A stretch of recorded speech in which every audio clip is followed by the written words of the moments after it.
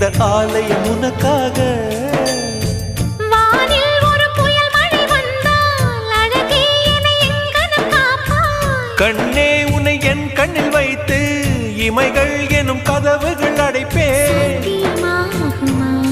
நான் சத்தியம் செய்யவா? தொடு தொடுவெனவே வானவில் என்னை தூரத்தில் அழைக்கின்ற நேரம். உவா